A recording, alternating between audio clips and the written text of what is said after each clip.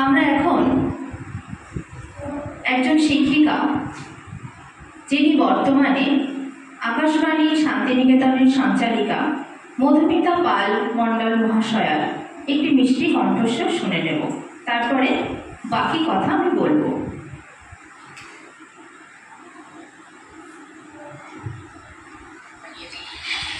আগামীকাল আমাদের অধিবেশন শুরু হবে সকাল ৫টা ৫৩।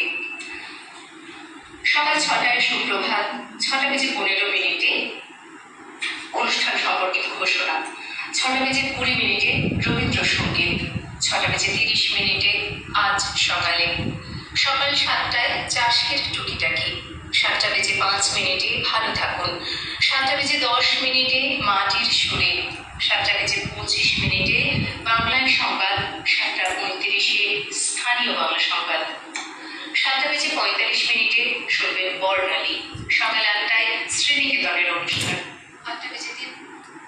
ব্যাস, তোমরা সবাই শুনেছো তো? আমরা এই কণ্ঠস্বরে যেটুকু বুঝলাম বা শুনলাম সেটা কি বলতো? স্পষ্ট উচ্চারণ, তাই তো? আর কি? কণ্ঠের মিষ্টতা, জ্যোতিচিহ্ন দিয়ে জ্যোতিচিহ্ন মেনেই থামা, আর কি? খুব ধীরে ধীরে বলা, সুন্দর করে বলা। আমাদের যখন রিডিং ফেস্টিভ্যাল হবে তখন তোমরা সবাই এই কথাগুলো মাথায় রেখে বইটি পড়বে। কি কথা মাথায় রাখতে হবে? স্পষ্ট উচ্চারণ করতে হবে, জ্যোতিচিহ্ন মেনে থামতে হবে। মানে আমরা যেগুলো জানি, দাঁড়ি, কমা, বিরাম চিহ্ন যেগুলো হয় সেগুলো মেনে নিয়ে থামতে হবে। কণ্ঠে মিষ্টি ভাব থাকতে হবে, নাহলে তোমার কথা সবাই শুনবে কেন? তোমার কথা যদি কর্কশ হয়, কেউ কি তোমার কথা শুনবে? শুনবে না। আর কি হতে হবে? ধীরে ধীরে পড়তে হবে, সুন্দর করে বলতে হবে।